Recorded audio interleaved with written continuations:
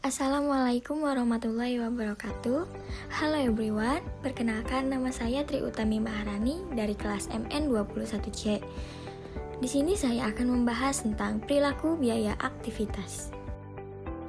Pertama-tama kita akan membahas tentang perilaku biaya atau cost behavior. Istilah umum untuk mendeskripsikan apakah biaya berubah seiring dengan perubahan keluaran. Jadi perilaku biaya ini akan mendeteksi apakah ketika keluaran output atau produksi bertambah, maka biayanya akan bertambah. Biaya-biaya bereaksi pada perubahan keluaran-keluaran dengan berbagai cara. Pembahasannya di selanjutnya. Dasar-dasar perilaku biaya. Yang pertama adalah biaya tetap atau fixed cost, yaitu biaya yang jumlahnya tetap sama ketika keluaran atau output berubah. Artinya akan tetap konstan dalam rentang yang relevan, maka tingkat output aktivitas berubah. Jadi biaya tetap ini adalah biaya yang nilainya tetap dalam rentang output atau produksi tertentu. Jadi misalnya biaya tetapnya Rp1.000, ketika memproduksi 0 sampai 100 produksi, maka biasanya akan tetap rentang di biaya itu. Misalnya seperti contoh yang di samping, sewa mesin itu 60.000 memproduksi 0, maka tetap 60.000. Sewa mesin 60.000 ketika memproduksi 60.000. Sewa mesin 60.000 ketika memproduksi 120.000. Itulah maksud dari biaya tetapnya. Jadi biaya itu akan tetap pada produksi tertentu. Selanjutnya yang kedua ada biaya variabel atau variable cost. Adalah biaya yang dalam jumlah keseluruhan bervariasi secara proporsional terhadap perubahan output. Jadi maksudnya di sini adalah biaya itu akan berubah seiring berubahnya produksi. Contohnya seperti di samping, biaya listrik sebesar 12.000 ketika memproduksi 60 barang. Ketika listrik 24.000, maka outputnya naik 100% jadi 120.000, maka proporsionalnya naik. Selanjutnya yang ketiga adalah biaya campuran atau mixed cost. Adalah biaya yang memiliki komponen tetap dan variabel. Dalam biaya campuran ini ada biaya tetap dan biaya variabel, itu yang akan nanti dipisahkan. Di sini akan menjelaskan bagaimana cara memisahkan biaya tetap dan biaya variabel dalam biaya campuran. Misalnya, karyawan pertama menerima gaji pokok dan komisi per unit. Gaji pokok ini tetap, misalnya perusahaan memproduksi 1.000 produk, gaji pokoknya tetap 100.000. Tapi komisinya akan berubah-ubah. Misalnya ketika memproduksi suatu produk, maka komisinya 10.000. Ketika memproduksi 10 unit, maka komisinya 10.000 dikali 10, maka komisinya adalah 100.000. Komisinya akan naik turun seiring volume produksi. Selanjutnya, klasifikasi biaya sesuai dengan perilaku. Klasifikasi biaya diklasifikasikan menjadi dua. Yang pertama, batasan waktu. Menurut ilmu ekonomi, dalam jangka panjang atau long run, semua biaya adalah variabel.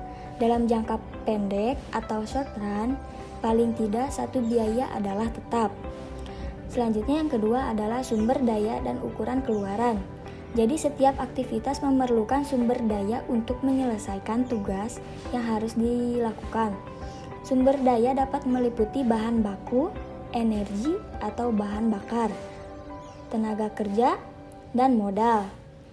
Masukan-masukan ini digabungkan untuk memproduksi suatu keluaran. Ini adalah model perilaku biaya. Masukan bahan baku, energi, tenaga kerja, dan modal digabung untuk memproduksi suatu keluaran. Misalnya aktivitas memindahkan bahan baku, maka keluaran dari aktivitas adalah bahan baku yang dipindahkan. Berarti digabung bahan baku menggunakan energi, menggunakan tenaga kerja, menggunakan modal, contohnya mobil. Maka aktivitas adalah memindahkan bahan baku. Keluarannya atau outputnya adalah bahan baku yang dipindahkan. Semakin banyak perpindahan yang dilakukan, maka semakin tinggi biaya perpindahannya. Itulah yang diteliti di perilaku biaya. Untuk memisahkan biaya campuran ada beberapa metode yang digunakan. Yang pertama, metode tinggi rendah atau high-low method. Metode tinggi rendah adalah suatu metode yang menentukan persamaan suatu garis lurus dengan terlebih dahulu memilih dua titik tinggi dan titik rendah, yang akan digunakan untuk menghitung parameter perpotongan dan kemiringan. Titik-titik tinggi didefinisikan sebagai titik dengan tingkat keluaran atau aktivitas tertinggi. Titik rendah didefinisikan sebagai titik dengan tingkat keluaran atau aktivitas terendah. Rumusnya adalah yang pertama, biaya variabel per unit sama dengan perubahan biaya per perubahan keluaran. Yang kedua, biaya variabel per unit sama dengan biaya tinggi dikurangi biaya rendah per keluaran tinggi dikurangi keluaran rendah. Yang ketiga, biaya tetap sama dengan jumlah banyak titik tinggi dikurangi biaya variabel per unit dikali keluaran tinggi. Biaya tetap sama dengan jumlah banyak titik rendah dikurangi biaya variabel per unit dikali keluaran rendah. Selanjutnya kita akan membahas contoh. Bisa kita lihat pada soal berikut, titik tingginya adalah 500 dan titik rendahnya adalah 100.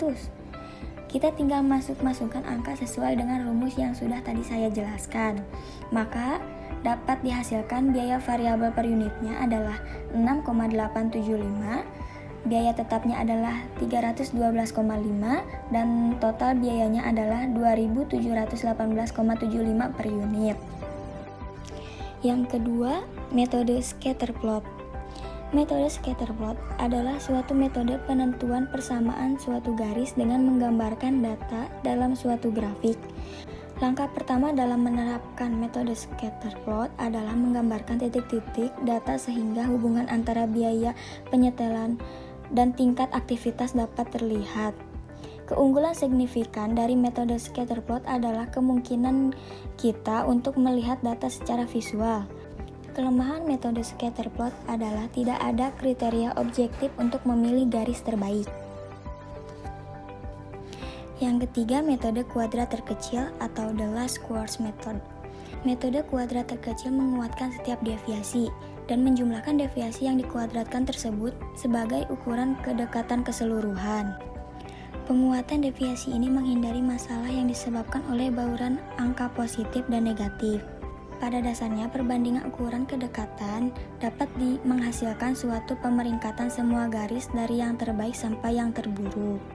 Garis yang lebih mendekati titik dibandingkan garis lainnya disebut garis kesesuaian terbaik atau best fitting line, yaitu garis dengan jumlah kuadrat deviasi terkecil. Metode kuadrat terkecil mengidentifikasi garis yang paling sesuai. 4. Penggunaan program regresi. Program regresi spreadsheet menyediakan lebih dari sekedar perkiraan koefisien. Program ini menyediakan informasi yang dapat digunakan untuk melihat kemungkinan persamaan biaya yang dapat dipercaya. Karena rumus biaya regresif adalah garis yang paling sesuai. Rumus ini seharusnya menghasilkan prediksi biaya yang lebih baik. Jika terdapat dua atau lebih variabel bebas, metode tinggi, rendah, dan scatter plot tidak dapat digunakan. Untungnya, perluasan metode kuadrat terkecil dapat dilakukan secara langsung. Jika kuadrat terkecil digunakan untuk membuat suatu persamaan yang melibatkan dua atau lebih variabel penjelas, metode disebut regresi berganda atau multiple regression. Selanjutnya, penilaian manajerial. Banyak manajer menggunakan pengalaman dan observasi terhadap hubungan biaya pada masa lampau untuk menentukan biaya tetap dan variabel. Yang pertama, beberapa manajer menentukan biaya aktivitas tertentu menjadi kategori tetap dan lainnya menjadi kategori variabel tanpa menghiraukan kemungkinan biaya campuran. Yang kedua, manajemen mengidentifikasi biaya campuran. Dan membagi biaya tersebut ke dalam komponen tetap dan variabel. Yang ketiga, manajemen menggunakan pengalaman dan pertimbangan mereka untuk memperbaiki hasil estimasi statistik. Keunggulan dari penggunaan pertimbangan manajerial untuk memisahkan biaya tetap dan variabel terletak pada kesederhanaannya.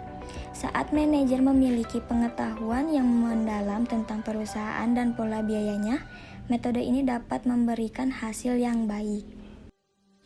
Cukup sekian yang dapat saya sampaikan. Maaf apabila ada kesalahan dalam tutur kata, baik disengaja maupun tidak disengaja. Terima kasih yang sudah menonton video ini. Bye.